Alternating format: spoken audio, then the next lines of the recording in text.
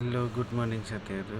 हेर्नुहोस् त कति राम्रो यो चराको जोडी कस्तो मिलेर बसेको जस्तो देखिएको है।